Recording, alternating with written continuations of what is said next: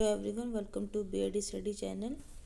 आज हम लोग अगर आपको टॉपिक सॉइल आप लेते हैं लेसन प्लान में तो कैसे उसका लेसन प्लान बनाया जाएगा ये हम देखेंगे। सबसे पहले आपको जनरल ऑब्जेक्टिव्स लिखने होंगे। जनरल ऑब्जेक्टिव्स आपके सब्जेक्ट से रिलेटेड होंगे कि साइंटिफिक एटीट्यूड बच्चे में डेवलप होना चाहिए, इंटरेस्ट डेवलप करना चाहिए, क्रिटिकल अवेयरनेस होनी चाहिए, एनालिसिस बच्चे में डेवलप करनी चाहिए। फिर स्पेसिफिक ऑब्जेक्टिव्स आप लिखेंगे। स्पेसिफिक ऑब्जेक्टिव आपके टॉपिक से रिलेटेड होते हैं।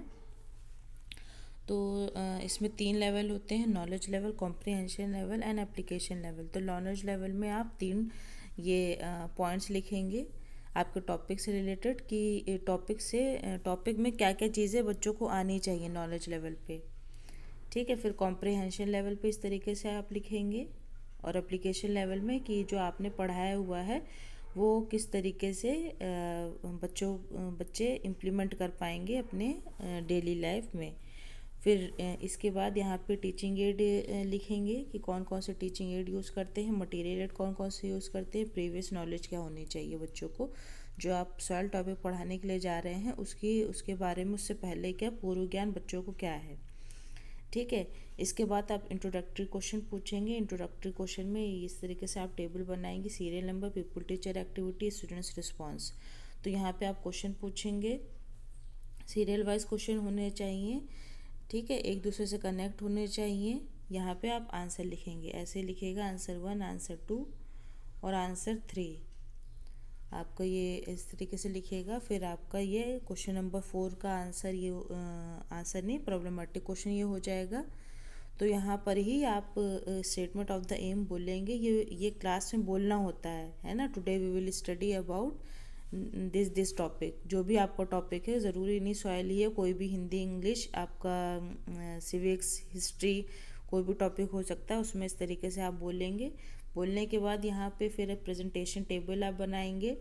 प्रेजेंटेशन टेबल में ये सीरियल नंबर बनाएंगे, teaching point, people teacher activity, students response, teaching method, material, black board work. इस तरीके से आप टेबल बनाएंगे। फिर कंपोनेंट ऑफ सॉइल लेंगे, जो आपका टॉपिक है उसी में से ही लेंगे।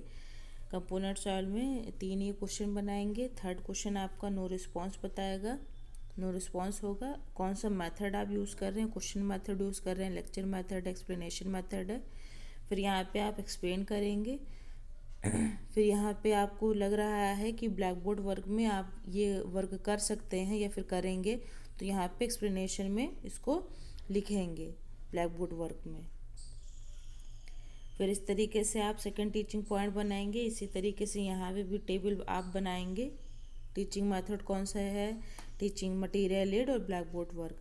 इस तरीके से लेयर ऑफ सॉइल आप बनाएंगे। लेयर ऑफ सॉइल में भी 3 क्वेश्चन आपको बनाने होंगे। यहाँ पर थर्ड क्वेश्चन आपका नो रिस्पॉन्स में जाएगा।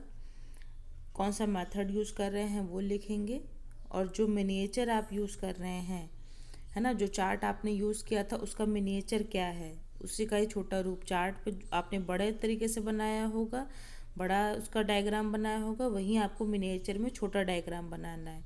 ठीक है, वो आप यहाँ पे पेस्ट करेंगे। वो इसी कॉलम में ही होना चाहिए, इधर उधर नहीं। ठीक है। तो इस तरीके से फिर अगर आपको ब्लैक बोर्ड वर्क में लग रहा है कि ब्लैक बोर्ड वर्क में आप ये वर्क करेंगे, तो यहाँ पे ब्लैक बोर्ड वर्क में मेंशन करेंगे चीज़ें। फिर थर्ड टीचिंग पॉइंट आप बनाएंगे। थर्ड टीचिंग पॉइंट आपका टाइप्स ऑफ सॉइल होगा। यहाँ इस तरीके से आप क्वेश्चन पूछेंगे, इसके सामने ही आंसर होने चाहिए। ये याद रखिएगा, क्या करते हैं बच्चे कि ये क्वेश्चन लिख देते हैं, आंसर यहाँ पे होता है उनका, तो ये नहीं करिएगा। जो आपका आंसर है वो सामने ही होना चाहिए। ठीक है। इस तरीके से यहाँ पे जैसे कि आप देख रहे हैं सामने ही होना चाहिए। कौन सा मेथड है वो मेथड यूज़ करेंगे। अगर यहाँ पे मिनिएचर है तो वो मिनिएचर ही लगाइएगा। फिर कौन सा आपने अगर बच्चे आंसर नहीं कर पाए हैं तो वो आप एक्सप्लेन करेंगे, एक्सप्लेनेशन यहाँ पे देंगे। अगर ये चीज़ आपको लग रही है कि ये ब्लैक बोर्ड पे भी लिखने वाली है तो यहाँ पे ब्लैक बोर्ड पे मेंशन करेंगे। फिर इवेलुएशन क्वेश्चन पूछेंगे। ये इवेलुएशन क्वेश्चन पूछेंगे, ये जो क्वेश्चन आपने पूछे हुए हैं इनके आंसर यहाँ पे ब्लैक बोर्ड समरी में लिखेंगे। ये ब्लैक बोर्ड पे लिखना होगा, ये आंसर ब्लैक बोर्ड पे लिखने होंगे। ये आप ओरली ये पूछेंगे बच्चों से। ठीक है, वर्बली ये क्वेश्चन पूछेंगे। वर्बली क्वेश्चन पूछने के बाद क्वेश्चन एक एक पूछते जाएंगे और उसके आंसर लिखते जाएंगे ब्लैक बोर्ड पे। वहाँ ब्लैक बोर्ड पर जहाँ पे आप टीचिंग कर रहे होंगे वहाँ ब्लैक बोर्ड पे लिखते जाएंगे।